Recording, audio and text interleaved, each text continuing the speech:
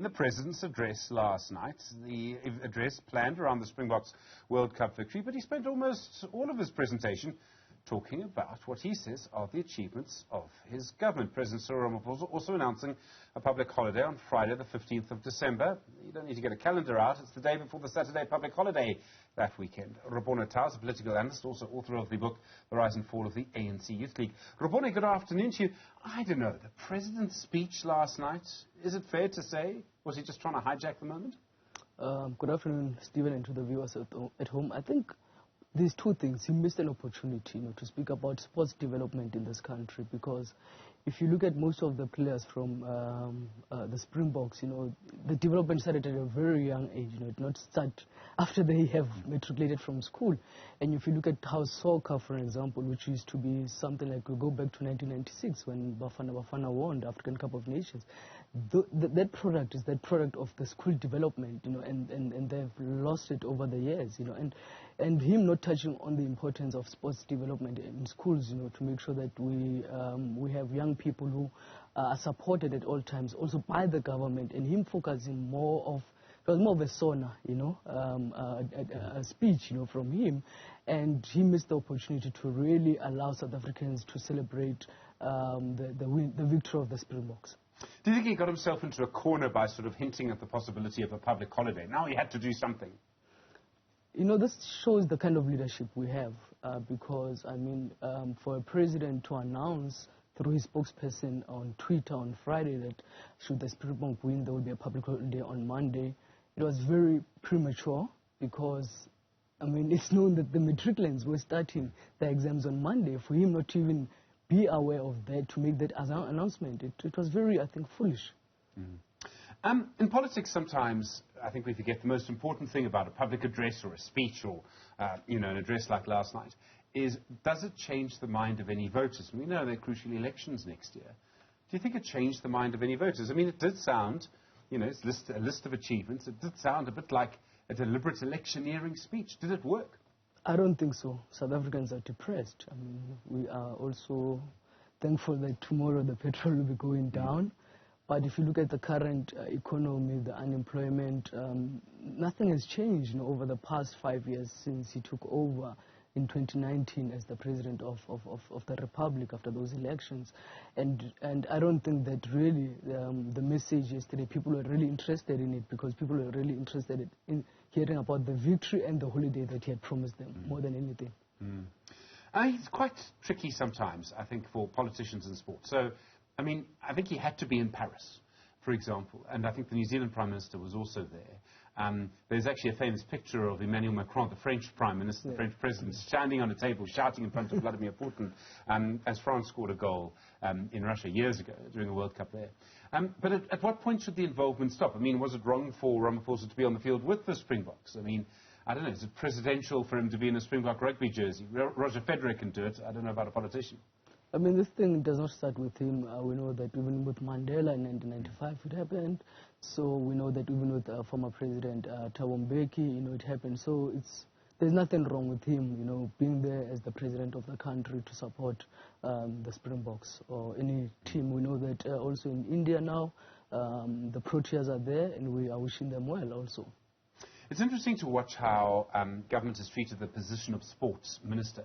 There was a time when former President Jacob Zuma wanted to, I think, show his displeasure with the South African Communist Party, and so he made Thulas Nxesi Minister of Sport in 2017. There'd been no public interest that I'm aware of from Thulas Nxesi in sport before.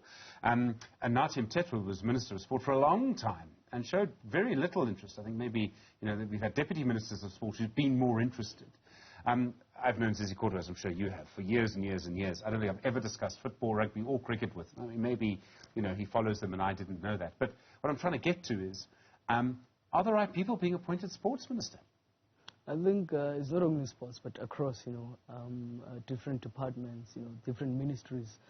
The problem is that when you appoint people who don't have any background, it becomes very difficult, to get that support. But it will be also interesting because, I was listening to Zizi Kodwa speaks about the sports development that I just spoke spoke about earlier on, that they had an indaba on that. It will be very interesting to see in the next, let's say, if something would happen before elections, or it's just one of those events that government does. You cynic, you. Within all of this, there's a series of polls that have come out recently, and I'm sure you've seen them, suggesting that the ANC is losing support. Ipsos, I think, said 43% next year. Brenthurst Foundation, a little higher, around 47% depending on turnout.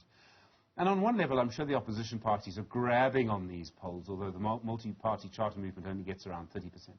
And yet, isn't it still too early to make predictions? I mean, the elections are at least 6 months away. It's not too early to make those predictions. I mean, things are really not going to be looking good for the ANC. I mean, they are losing a lot of even their own members. I mean, I can name, I think, 2 that I've seen of late. We have Makasela Mzobe, who was actually my coordinator when I was in the Youth League, who has just now recently joined the EFF. We've got, I think, the former secretary of that Newcastle area of the ANC also joining the EFF. And also the expulsion of Isma Khashule, in the Free State. I was speaking to someone a few weeks ago, and they were telling me that the ANC is also worried about the Free State. And we know that in KwaZulu-Natal, things have been difficult for them. And by the way, in Mpumalanga, the expulsion of Ngarai, and we've seen that the EFF has won a by-elections of late in Mpumalanga. So it's good that these projections are done so that we actually prepare ourselves for this coalition government. Well, so you reckon it will be a coalition government and national government, or are you talking about the provinces? I don't see the ANC getting above 50%. I think maybe if you asked me that 3 months ago, I would have said the word, but if you look at how things are happening of late, even how they are communicating as the party, they're failing South Africans. I mean, if you look at on Twitter, when the Secretary General of the ANC his photo was circulating while he was in Paris, it brought a lot of anger towards people, and all the opulence that people are seeing, and while people are living under very difficult conditions, how they dress and how expensive clothes that they wear. There's been so much talk, as you would have seen, about the leadership of Siya Kolisi and the coaching staff, and Bongi Mbonambi on the field as well. And all of that's very important. But isn't it also true that rugby, despite being quite a technical game, is easier than politics? We were talking to Lorenzo Davids from the Impact Development Fund a few moments ago, and he was sort of lamenting, I think, crying really, that our politicians seem to divide people rather than unite them, whereas Siya Kolisi is very clear. He's playing for 62 million people. He's playing for everybody. But isn't that the nature of politics? I mean, isn't that one of the problems, that we could seek to replace Ramaphosa, or even the ANC for that matter, and many of our problems would still be exactly where they are? To try and solve them is very, very difficult, and most politicians would make choices that might divide people. The difference about politics and sports, in sports you play with passion. It's something that you love. In politics, if you look at over the years, they've been reduced to people just seeing them as a career and not being passionate and not being activists, because if you're not an activist, it becomes very difficult for you to have that passion towards the people. And that's why if you listen to Siya Kolisi, even speaks about the unity of the team, how they had to learn about each other's cultures and traditions, during those days, 20 weeks when they were in camp. That shows, that commitment of uniting the team, and understanding each other better. But with politicians, it's not about the activism, it's not about being patriotic. With the sports people, it's more about being patriotic, and politicians are not patriotic at all. It's all about themselves, in other words. Yeah. Rebone Tau, thank you very much indeed. Really appreciate you coming in.